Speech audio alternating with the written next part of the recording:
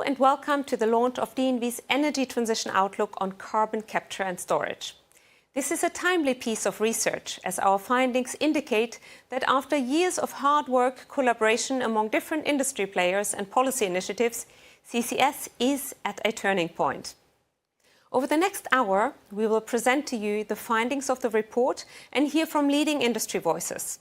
Later, I will be speaking with Stedman, CEO of Storegga, and 𝗬𝗽𝗲𝗍𝗍, Salleh, General Manager for CCS at PETRONAS, about how to overcome the initial challenges to deploying CCS.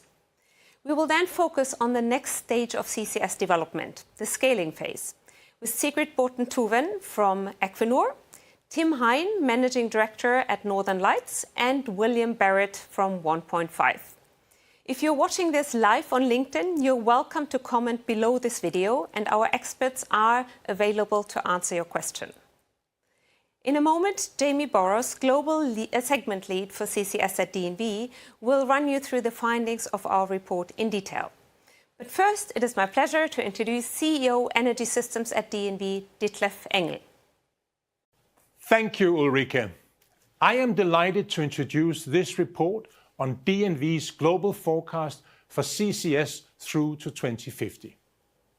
As a company, DNV has worked on more than 200 CCS projects across the globe in the last decade, and we have harnessed this knowledge to bring you this latest report from our Energy Transition Outlook team. We are releasing this forecast at an exciting time for the CCS industry. Our research shows that CCS is at a turning point right now, and it will grow strongly in the coming 5 years.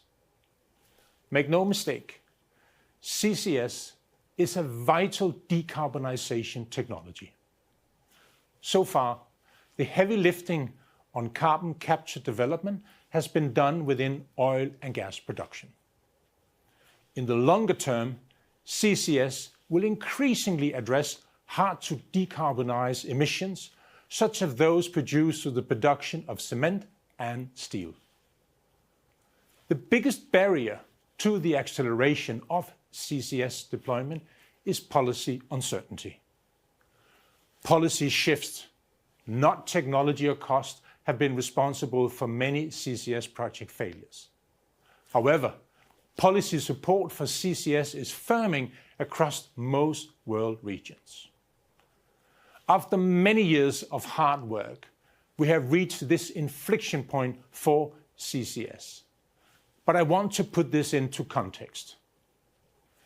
DNV's most likely scenario shows that the planet will warm by 2.2 degrees Celsius by the end of the century.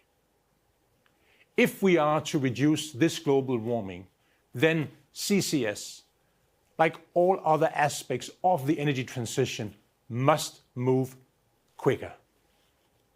CCS is big, complicated engineering, and its success is reliant on collaboration and a strong policy framework.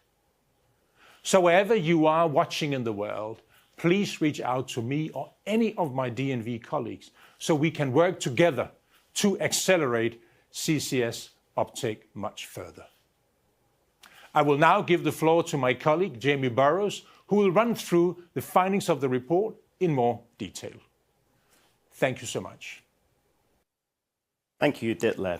I'm delighted to present the key findings from our CCS Energy Transitions Outlook report. The report has been assembled by a broad global team of experts taking advantage of DNV's Energy Transitions Outlook exogenic model of the world's energy systems. DNV has been involved in CCS now for more than 20 years. We see CCS as a technology that's closely aligned with our mission to protect life, property, and the environment. We believe DNV has an important role to play in helping to ensure that early CCS projects move ahead successfully so that we can scale as much as is needed. One of the key messages in our report is that the turning point for CCS is now.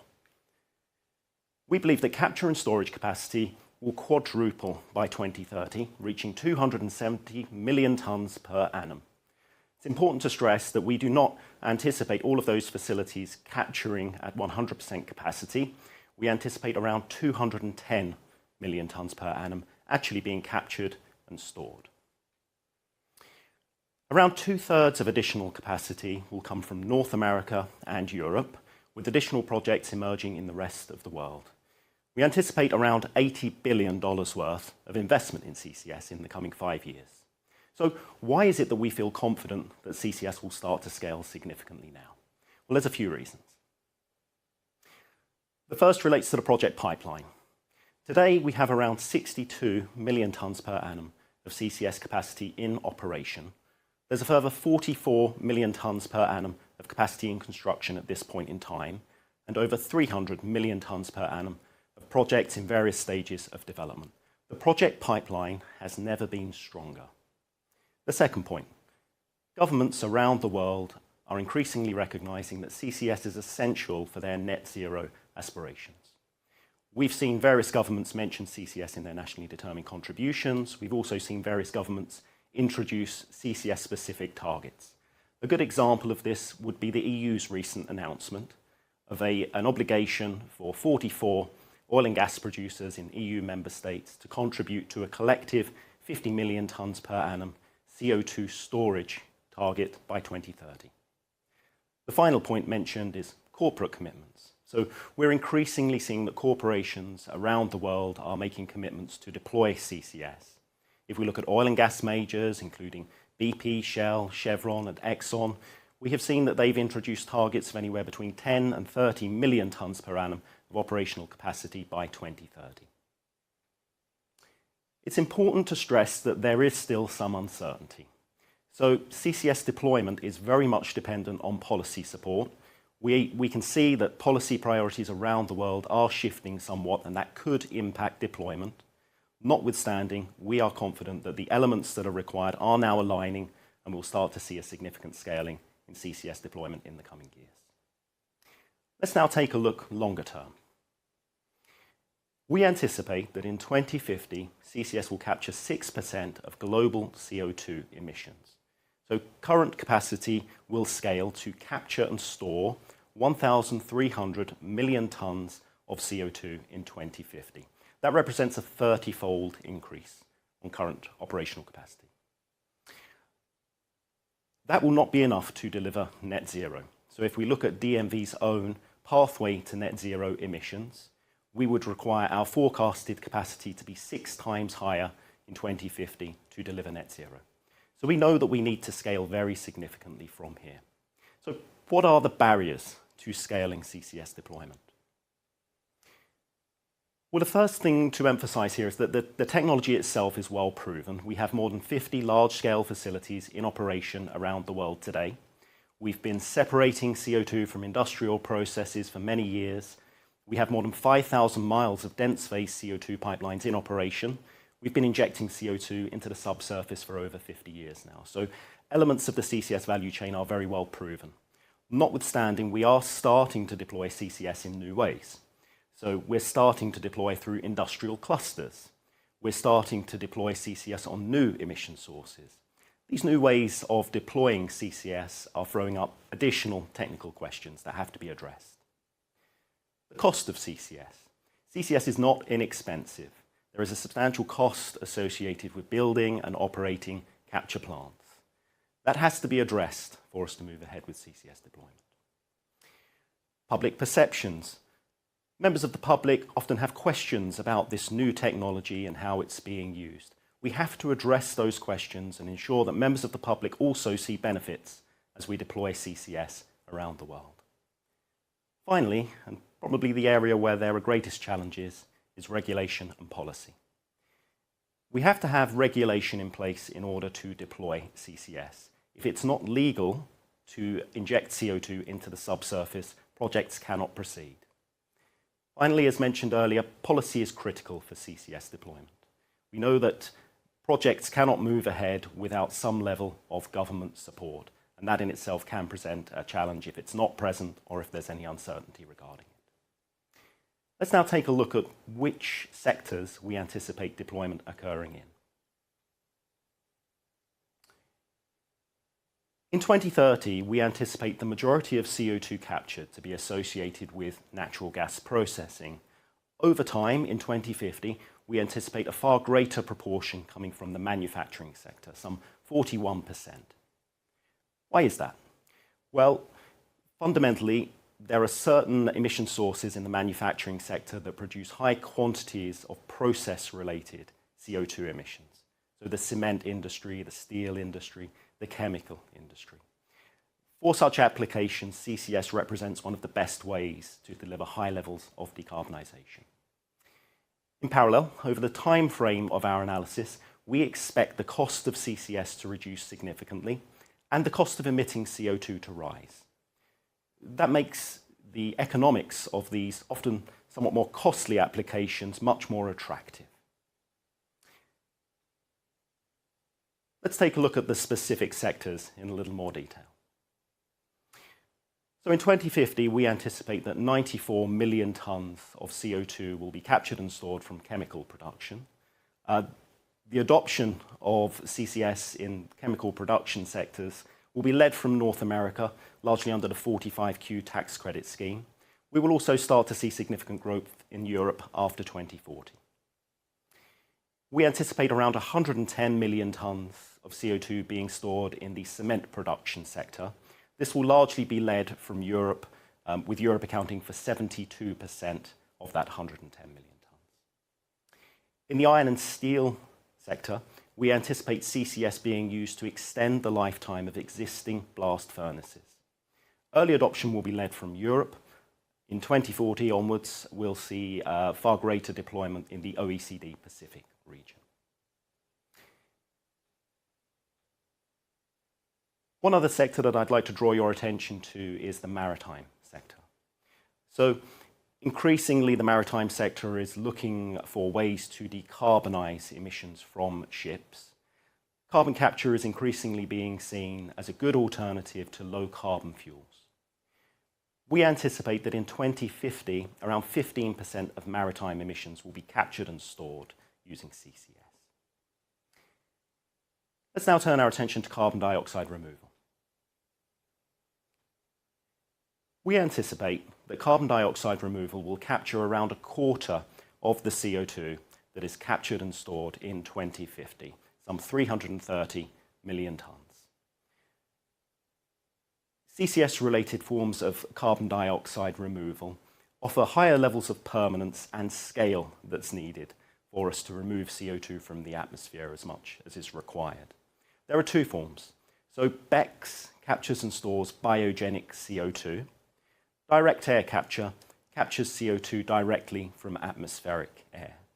BECCS tends to be lower cost than direct air capture, and consequently we see substantial amounts of BECCS being deployed by 2050.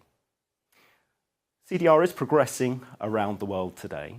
So we've seen a number of recent announcements of contracts established in the voluntary carbon market to purchase large quantities of carbon dioxide removal.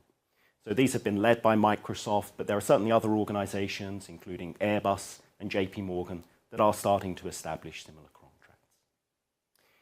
If we look at BECCS deployment, we're seeing substantial BECCS projects moving ahead in Europe. Next year, we anticipate Ørsted's 𝗘𝗲𝗄𝗏 and ACENIS projects starting to capture CO2, which will eventually be stored in Norway using the Northern Lights transport and storage facility. We'll be taking a closer look at a major direct air capture project in our subsequent panel discussions. So we're lucky enough to have a representative of the Stratos project from 1PointFive with us today. It's very clear that we will need significantly greater volumes of CDR and indeed nature-based solutions in the second half of the century, really to address the carbon budget overshoot that is now anticipated. So, in summary, from our broader Energy Transitions Outlook reports, we know that hydrocarbons will continue to play a major role in the world's energy systems for many years to come. CCS is an important solution that can help us to decarbonise the use of those hydrocarbons. We believe that CCS is at a turning point now and that we'll see significant scaling in the coming years. In 2050, we anticipate CCS capturing 6% of global CO2 emissions, but that's nowhere near enough for net zero. The role of CCS will evolve in the coming years. We certainly see that CCS will initially be used to decarbonise hydrocarbon production.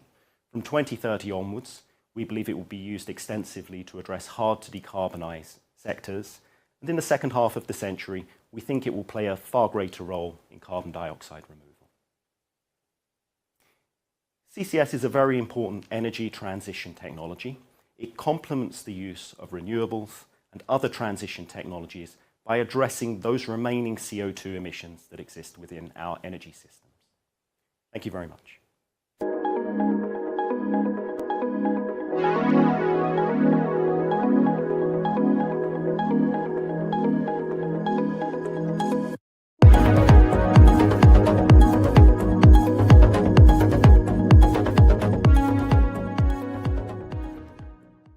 Thank you, Jamie. As a reminder for all of you joining us on LinkedIn, you can ask your questions directly in LinkedIn and our experts will respond to you. CCS is an essential technology to mitigate climate change, and its first industrial application was in 1996. Yet it has not scaled until now. To discover what the barriers to growth in the early stage are, I'm joined by a panel of experts. Stedman is the CEO of Storegga, which is an international developer to CCS projects based in the UK. 𝗬𝗽𝗲𝗶𝗀𝗄𝗏 is the general manager for CCS at PETRONAS, the Malaysian multinational energy company, and PETRONAS is actually spearheading the developments of CCS hubs in Malaysia. And Jamie Burrows also joins me here in the studio. As we have two guests from different parts of the world, it would be helpful to understand how policy varies across the world. 𝗬𝗽𝗲𝗶𝗀𝗄𝗏, starting with you, is the policy framework supportive in Malaysia? When we first started evaluating CCS, there is no policy framework in Malaysia. There is no existing policy framework for CCS in Malaysia. However, Malaysia government recognizing the importance of CCS not only in decarbonisation effort, but also the economic benefit that it can bring for Malaysia, the Cabinet has appointed Ministry of Economy as the focal ministry undertaking the effort to come up with the regulation. They have worked throughout 2024 and half of 2023, and by March of 2025, we have the CCS bill approved at the Parliament. Now we are actually waiting for the gazettement of the order. And what we have been informed as well, Ministry of Economy is actually establishing a CCS agency under them to operationalize the law once it's being gazetted. So from there on, 7 ministries has been identified actually that is relevant to CCS development. This ministry has been working hand in hand together to perform a gap assessment in terms of the as-is regulation and procedures that we have in Malaysia and come up with a supplementary procedures and regulation that is applicable to ensure that CCS can take off and being developed and undertaken in Malaysia. So if we look from the supportive side of the policy, currently, although the law has not been published, but pretty much what we have, the gist, is heading towards a supportive policy that will enable CCS in Malaysia. And at the same time, the government is also working to encourage and motivate for the solution of this CCS to be offered in the region. Hence, the framework will also offer the overarching principle to enable a cross-border CCS. Apart from that, we are also seeing in 2023, Ministry of Finance coming up and formulating financial support in form of income tax incentive. So that is pretty much where we are in terms of the policy for CCS development in Malaysia. Thank you. Those are very interesting developments. And the same question to you, Tim. You have recently made acquisitions in the US and also worked on projects in Asia. Can you give us some insights into the policy landscape you encountered there? Yeah, thank you, and great pleasure to join today. One of the things that we've done as Storegga is recognize the criticality, if you like, of these developing frameworks, the regulatory environment, in terms of stimulating and moving the CCS development forward. But governments are doing it in different ways. I'm not making any judgment as to which ways are better or worse, but a decision that we've taken is, because we can't control that, we want to pick a small number of regulatory frameworks to work within and to position ourselves such that as those develop and as the uncertainty reduces and as you can address project on project risk with emitters, we're able to move with pace through to FID and beyond. And so the 4 regimes that we've settled on are obviously Malaysia. So Narain has just talked about that, and we're very happy that we're in partnership with PETRONAS and XRG, so the sort of international side of ADNOC in Malaysia, but also then in the US, where you're leveraging the 45Q tax credit as the major driver of projects.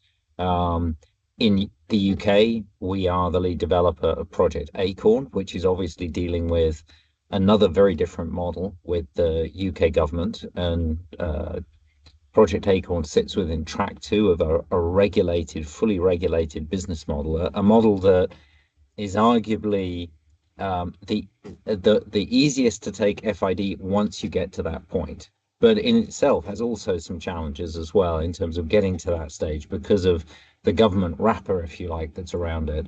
And then finally, a different model again with Project 𝗘𝘃𝗲𝗿𝘀, which is on the Norwegian continental shelf.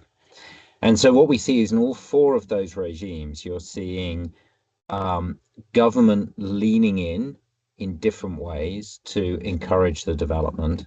You're seeing industry leaning in to support that. You're seeing customers, emitters coming together, and you know, all of these are moving forward. The pace that they move forward is something that is still evolving, but the clear, stable framework from governments is absolutely critical. Uncertainty is the killer in terms of moving these projects forward. Yes, as is for most of things, right, these days. Getting back to Narain, I'm curious about the regional CCS role that you are taking with PETRONAS. How do you overcome the challenges of working across borders, but also across industries in the region? It is indeed a very exciting times, full of challenges when you are embarking into a totally new business segment altogether.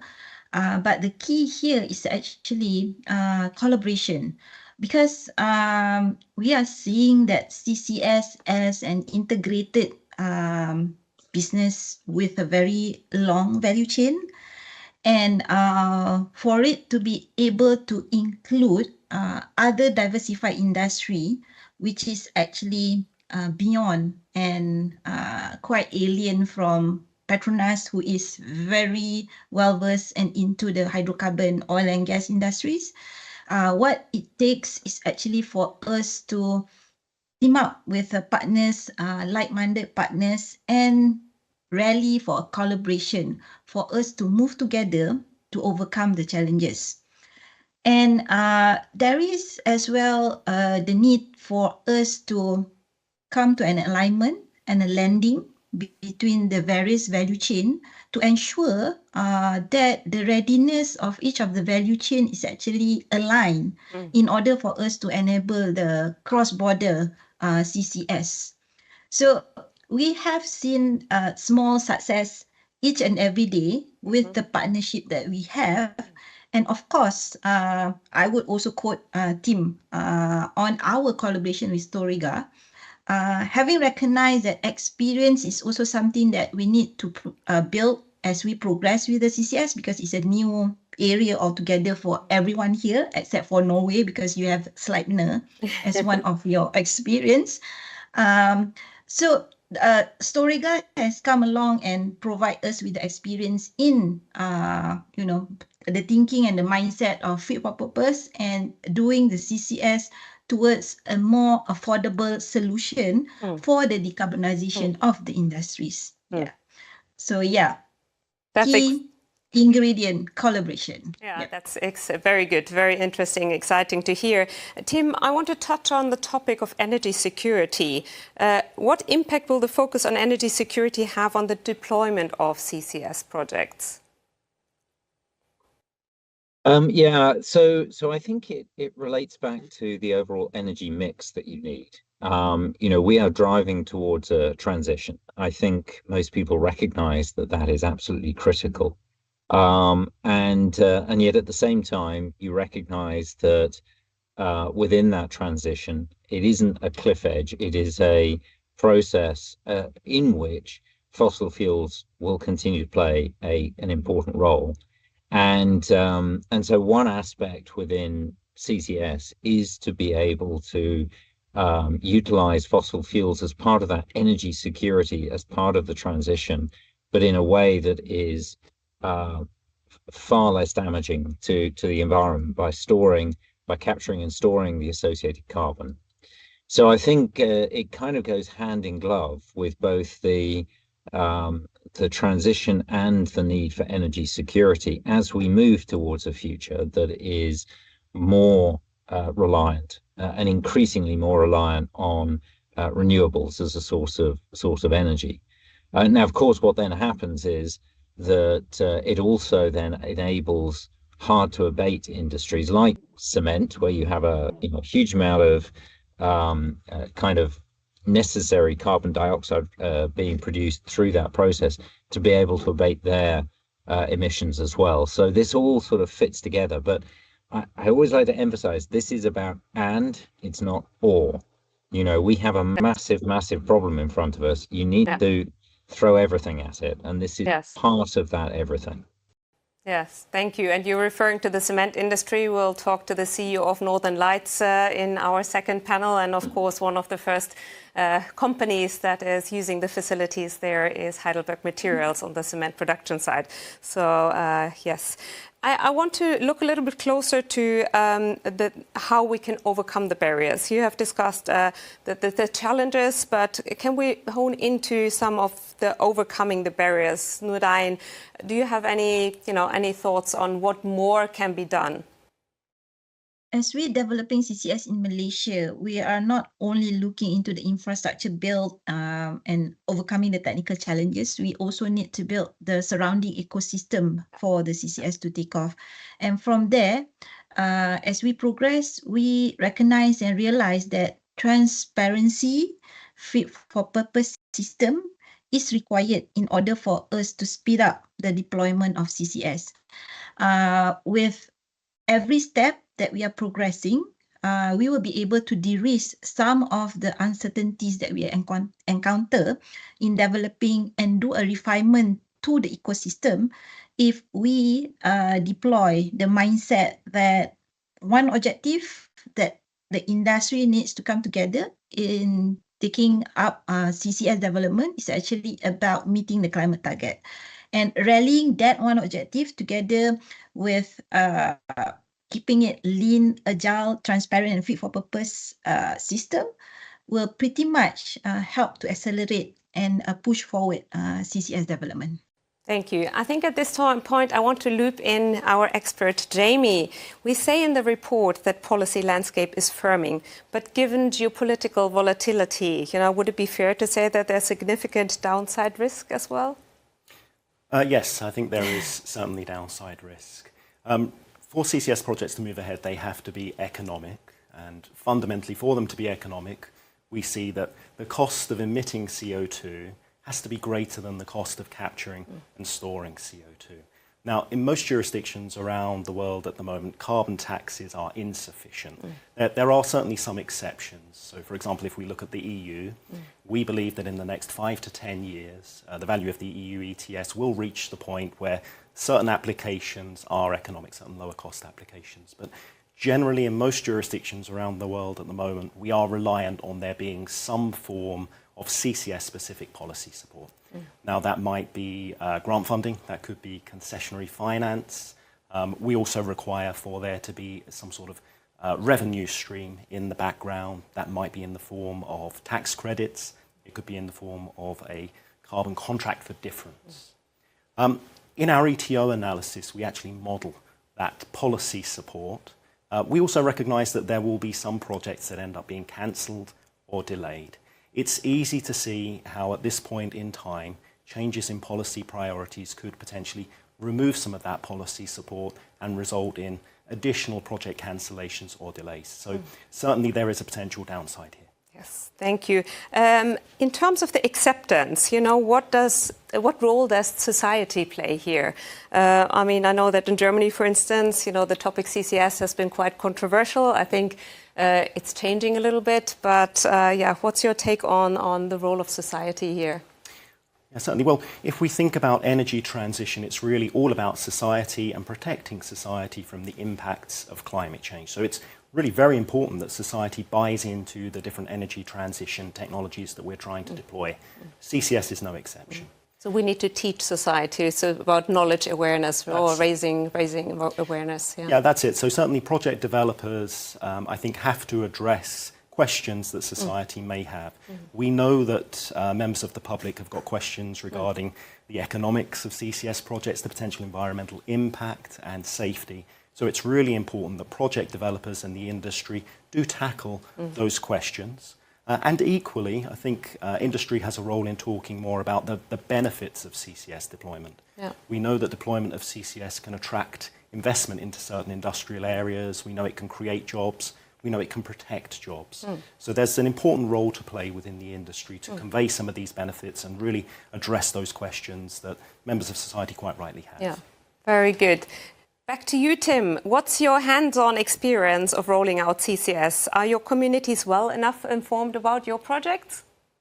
I would say that you can never, ever assume that people are well enough informed, because the communication process is never ending. And I think, generally speaking, as industry, we run the risk of speaking our own language, which we might understand fully, and we think, well, that's fairly obvious that this is going to be, you know, this is good or whatever.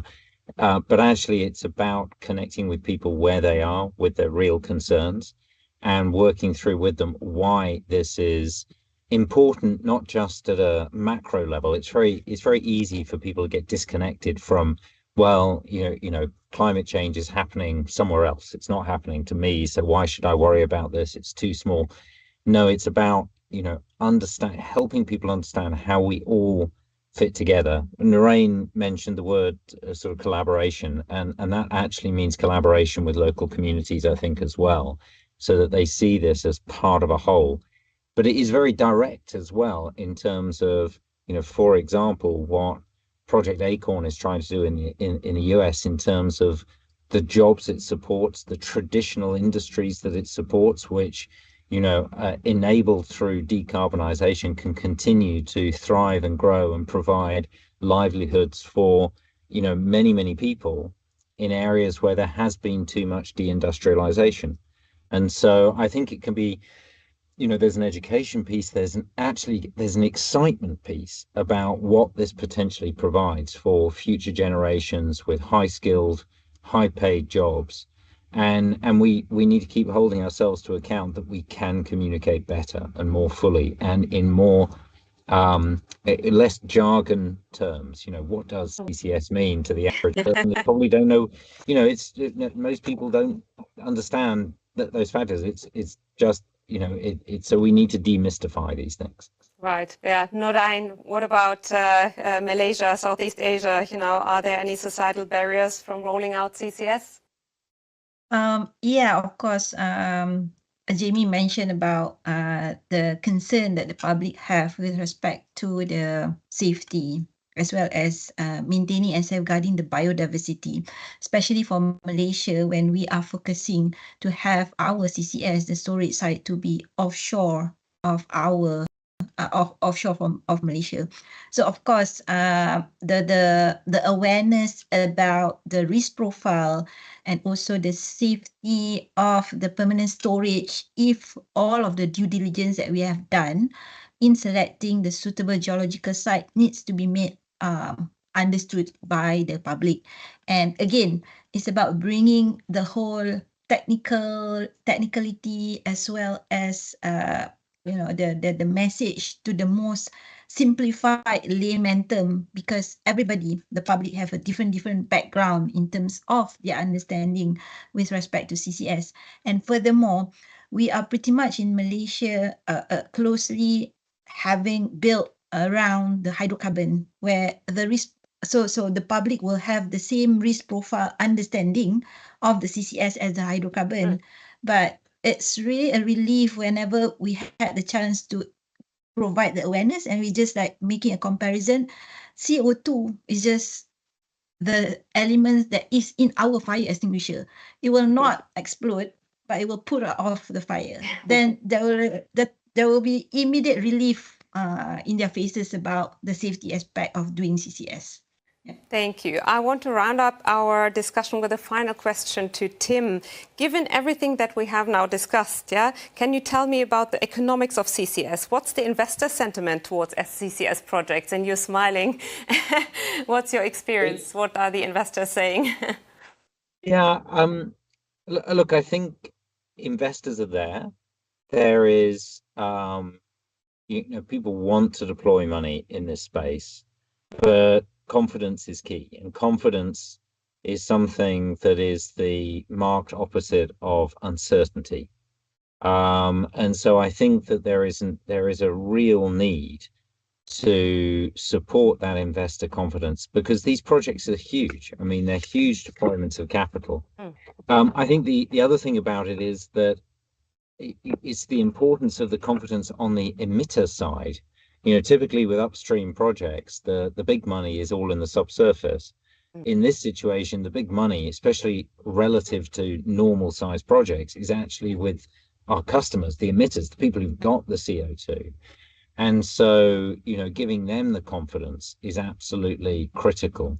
So it's maturing the value chains, again, as Lorraine mentioned, such that across the value chain, people are getting confidence, and government relations from one country to another, all of these things play into it. But I think there is a real desire, a real momentum behind this globally. I see those four regimes, they're all moving at slightly different paces, but all four of them are moving. And I think that's important to understand. They're moving, and people are taking FID decisions. They've taken them in the UK recently, in Denmark, in Norway, in the US. And I think that what we're going to see is that sort of momentum building further as confidence grows. So there's a lot of reasons to be, to worry about uncertainty and what have you. But I think there is a momentum here that is important, and I think it is critical that it actually gathers pace and doesn't slow down. Thank you so much, Tim, Lorraine, and Jamie, for your time and expert insights. We can now move our focus to the next stage of the CCS journey, the scaling of the technology. Over the next 5 years, DNV forecasts that global investment in CCS will total $80 billion. North America and Europe will drive the short-term growth. 2 projects demonstrate how CCS is scaling up. Situated in Norway, Northern Lights is a joint venture that is the world's first open-source carbon dioxide transport and storage infrastructure. The facility recently secured major investment from its 3 partners to increase injection capacity to 5 million tons of carbon dioxide per year. And even if DNV forecast direct air capture will take longer to scale, 1.5 Stratos facility in Texas will soon be operational. It will be the largest direct air capture facility in the world, designed to capture up to 500,000 tons of carbon dioxide per year. So how are these projects managing to thrive? And how are they navigating the difficult geopolitical picture? We can now dive into the scaling journey of Northern Lights and Stratos with a fantastic lineup of guests here. I'm joined by Heijn, Managing Director of Northern Lights, Sigrid Toven, Vice President of Low Carbon Solutions at Equinor, which is one of the partners in the Northern Lights project. Online, we've got William Barrett, Vice President of Product Development at 1PointFive, who are behind the Stratos facility. And we are also joined by Edward Romanenko from DNV, who is the lead author of our new CCS report. Both of the projects are very exciting, but I want to start with you, William. Can you tell us how close you are to actually launching Stratos? Sure. Thank you, Ulrika, and thank you, DNV, for inviting me here to participate in the launch of the CCS report and to talk about scaling CCS in general. In our case, getting direct air capture deployed at scale. We're excited about Stratos, which is our first DAC facility in Texas. When developing Stratos, we wanted a project that's big enough to move, to be a relevant contributor in addressing climate change, something that's kind of big enough to move the climate needle, so to speak. So we designed the facility to remove up to 500,000 metric tons of CO2 per year. And when we pair this with secure geologic storage, we offer some of the highest quality removals that are available. So the facility is on track for startup this year with a ramp up of the initial 250,000 metric ton capacity by year end. And the second half of the capacity is expected to be operational as soon as the middle of next year. So it's a very exciting time for all of us here at 1PointFive. Of course, building the plant is one thing, but getting all of the IT solutions for carbon accounting, verification, we're working with DNV on that. Also drilling the wells for sequestration on-site in saline aquifers with Class 6 wells. We have the first Class 6 permits that were issued by the United States Environmental Protection Agency in Texas. And so it's all coming together and it's really looking good. Exciting here at Northern Lights. And Tim, before diving into the details of Northern Lights, can you say something about the ownership structure, which is quite unique? Yeah, Northern Lights has been started as a joint venture by Equinor, Shell and TotalEnergies. And we started our company to provide the transport and storage services as part of the Langskip project that has been supported by the Norwegian state. That's the start of the journey in 2021. Thank you. And Sigrid, Equinor is one of the partners who have just invested 7.5 billion kroner. That is about $750 million. That was for the second phase of the project, yes. Why is this joint venture model favorable, or why did Equinor decide on being part of it? Yes, we have actually been part of Northern Lights for quite a long time. My first interaction was when we were planning and drilling the first well. So that was back in 2019, I guess. But now we have this joint venture, and that is easier to lift a project like this when you have several partners into it. So I think that's the main reason for having this kind of joint venture. And again, because you need to take risks when you're lifting a project like this. And going back to the first phase of Northern Lights, we had not a single signed customer to it. Yeah. But we believed that we could have those customers coming, and they did. That's fantastic. Yes, yeah. And that is also what we see now for phase 2, and we will dive into that in a moment. But yeah, definitely. And these kind of companies, we need daring, taking risk in order to progress with the energy transition. Tim, we talked in the previous panel about overcoming barriers to deployment. What has been the key for Northern Light, which has enabled it to scale so far? Well, I mean, that's a very broad question. So, I mean, I'm very happy to say where we are today in 25, where we're ready to start up with. Yeah, maybe you can say where you are at the moment. Exactly. Yeah. So we are ready to start up with phase 1. We have built a capacity of 1.5 million tons. We actually this week are testing the commissioning of our ships. So there's real liquid CO2 that has been captured at Heidelberg Cement Factory, that has been transferred at our first vessel. We're in the process of commissioning. And during the summer, we will start operations, bring the volume to Ooigarden. And once we have sufficient volume to dewater the pipeline, we will start actually real injection in the underground. So super exciting to see that move. And then we also took indeed a big step to take the phase 2 investment decision in March to expand 1.5 million to 5 million ton. And the challenge in that, I think, if that's kind of where is to indeed get enough trust built between the customer and the operations and the technical understanding of the chain to together be able to make such decisions. We're signing contracts for 10, 15 years, and it is a lot of, and we're moving into a space where we have not operated before. Companies that we work with are new to the CO2 capture industry. We are storing CO2 and transporting it as a first for the purpose of taking CO2 out of the atmosphere and permanently storing it in the underground. So there's a lot that needs to come together here. So there was actually the demand for expansion already. You already had customers that needed more capacity. Yeah. So the demand. So we have 5 customers. We have the 2 customers that have been part of the Langskip project supported by the Norwegian state. So that's the cement factory in Brevik, and that is the waste incinerator for or the waste to energy plant in Oslo. And then we have 3 commercial contracts. One with the ammonia factory in the Netherlands from Yara, and then we have the biomass power plants in Denmark with Ørsted, and then now indeed also the electricity and district heating with Stockholm Exergi in Stockholm. So we have 5 customers. And then we have been in touch with many different customers over the years, with many different companies that are trying to build the business case for carbon capture and storage. And we're working hard to kind of take the next tranche and be ready for maximizing the capacity that we are building with phase 2. Very good. I want to move back to the US now. William, how would you describe the policy landscape in the US, and how have you managed to navigate it? That's a great question, Ulrika. On the policy front, we believe advancing technology like direct air capture is going to take some government incentives, and we're working to show the value in that. So we must demonstrate how early incentives can help create longer-term commerciality, so the technology is sustainable and not always a cost. We're showing the U.S. administration and other policymakers that if your technology today is not commercial, do you have a cost step-down curve? Do you have strategies in place that you can start executing to achieve those cost reductions? And we do that with direct air capture. And we also do that with other projects that we're working on, like net power.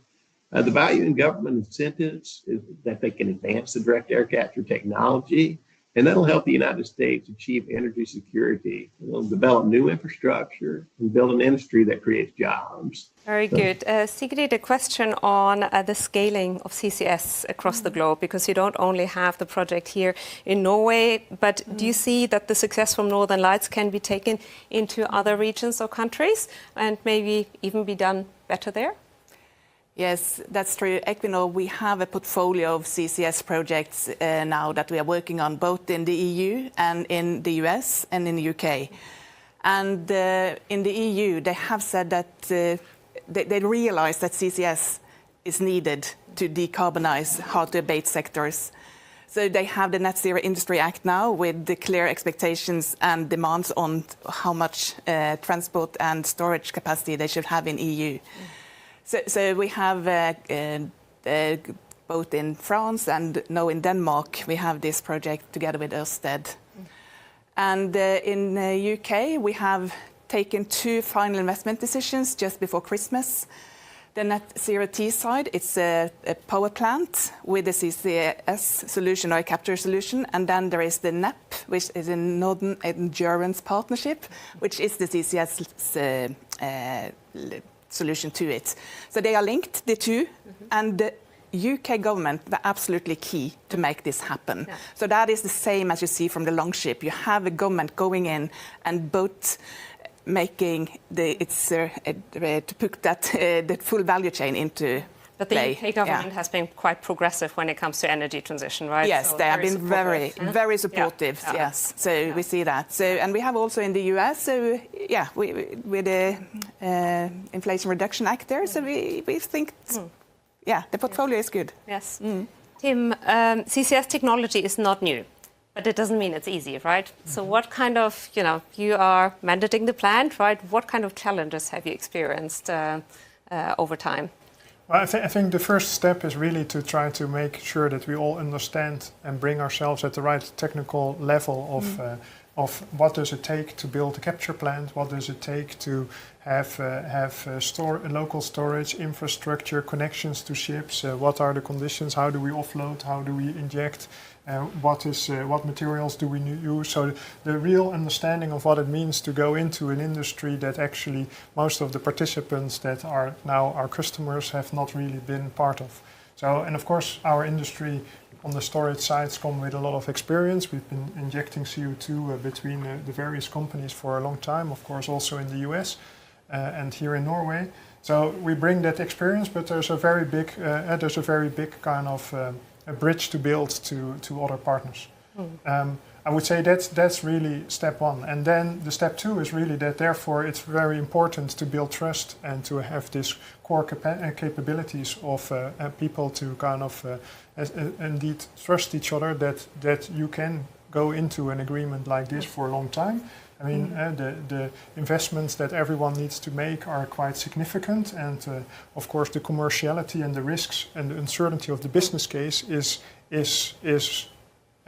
difficult. So and therefore you have to go into this with quite an open, transparent and trustworthy kind of relationship.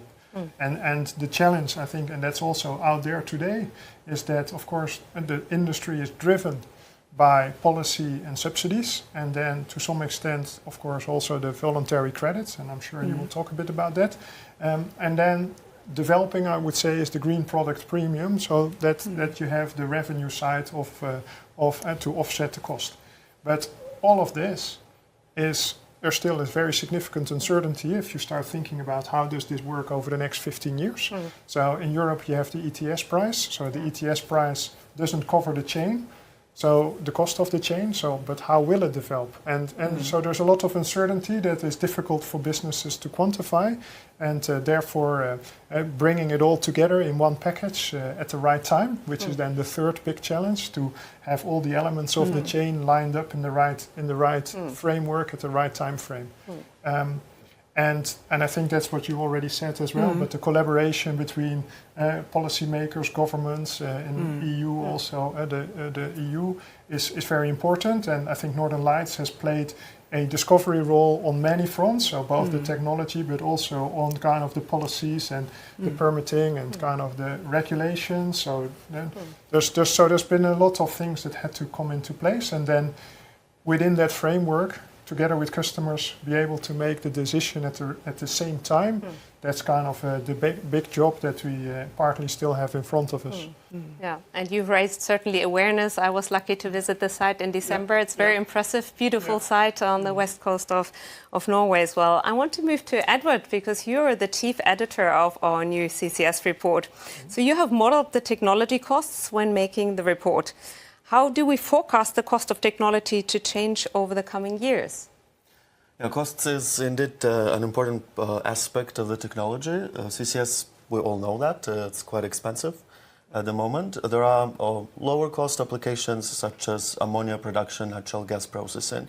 But in most cases, the cost in terms of USD per ton of CO2 avoided is far above 100. And in some applications, such as cement, iron and steel, it could go way above $200 per ton CO2.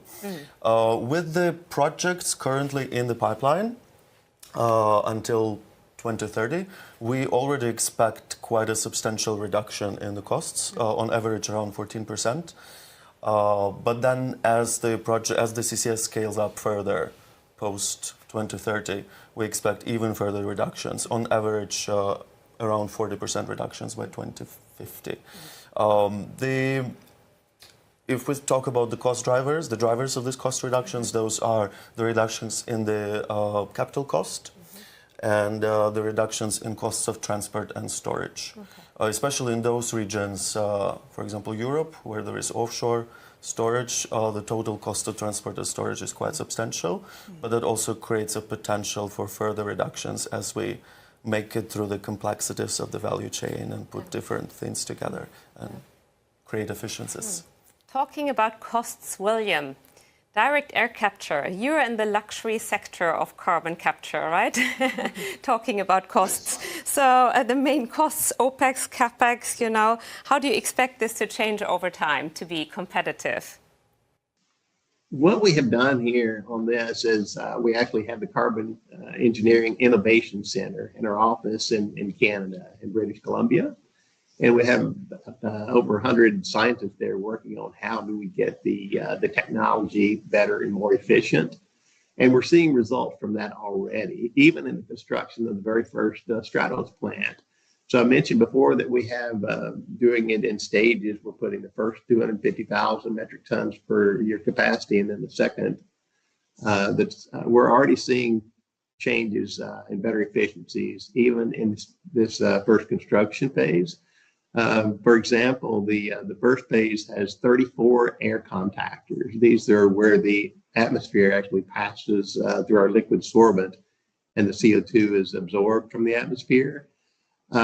We've been able, through efficiency designs, we've been able to decrease the amount of those contactors to from 34 of them down to 24. So that's a 30% reduction, and that's less for removing the same amount of air. So what you see there is that's reduced capex for constructing them, and reduced OPEX because each one of those has a fan in them, so it's less OPEX as well. So overall, we plan to see a 10 to 15% savings from modifications, and you could see additional improvements to take it past 20%. So that's reduced OPEX, maintenance, and improved safety altogether. So yes, we definitely have an eye towards making the direct air technology more and more efficient and less costly. Sigrid, what about Equinor? Have you got any lessons learned from the CCS projects on Northern Lights so far? Yes, it is about risk sharing, as you talked about, Tim. We need to have this private-public partnership and have government or authorities that really want this. So that's the first thing, because we as an industry, we can take risk, but we cannot take all the risks alone. So that is one learning from this. And from the Northern Lights specifically, we also see that we need to align in the partnership also when you're lifting a project like this, how much capacity needs to be booked before you can take an FID. What is the rate of return that you require, and so on and so forth. So, and all these commercial requirements you need to discuss. And these are the journey we are on, I guess, as an industry to find out together. Yes. Yeah. Yeah. Edward, I think it is useful to remind our viewers as well what the story is after 2030 in terms of CCS and the hard-to-decarbonize sectors. Anything you can share there? We expect that after 2030,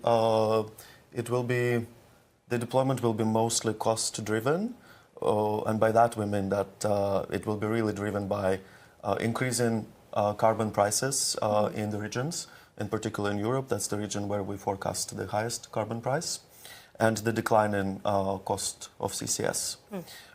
We expect more CCS to be deployed where we would really like to see it at the moment, which is hard to decarbonize sectors, in particularly those sectors with process emissions like cement, iron and steel, chemicals. So those in those sectors, CCS is pretty much the only option available. And we do see it in our forecast, in our modeling. By 2050, we expect around 41% of CO2 captured through CCS to be from manufacturing, whether it's heat provision or process emissions as well. Very good. To round off our discussion, I would like to ask a short final question to all of you. So starting with Sigrid, are you hopeful that CCS can continue on this strong growth journey? Yes, absolutely. We are, as I said, in a bumpy road. The geopolitical situation is quite tense, so that, of course, influences what we are doing. But still, we need cement in the future. We will need chemicals in the future. We need to get rid of the waste in the future. And we as an industry, the transition, we need to take that on. That is kind of fundamental. So that is why I think CCS is here to stay. Yes, that's a good message. Tim, what's next for Northern Lights on the scaling journey? Well, I think the word is indeed in the scaling. So I would really like to see the market develop. I think the more customers are really serious about their capture projects. The more storage potential is coming available in the market, the easier it will be. And of course, Northern Lights today, if we would be able to sign contracts with everyone that we discuss at very mature levels with, we won't have enough capacity. So my real ambition, of course, is to grow our storage potential so that we can really accommodate the market that is developing. Good. And William, once Stratos is up and running, do you have plans to roll out this technology elsewhere? Certainly we do, Ulrika. We've looked at, as far as the first plant there being located in Texas, we also have acquired in South Texas, which is a different location, 465 square kilometers of pore space, where we can store up to 3 billion metric tons of CO2. So we do have plans to build more as the market requires more removals to build those. We also recently signed an agreement with XRG, which is ADNOC's investment company, to evaluate a potential joint venture for their investment of up to $500 million in a 500,000 ton per year plant in Texas. So yeah, the future is looking bright. I think that removals are here to stay. It's an essential part of addressing climate change, and we need all of our tools. We need them all working well. Thank you, William, Tim, Sigrid, and Edward. And thank you for watching. As Ditlev said in his opening remarks, CCS is only possible with collaboration. So please reach out to us if you have any questions.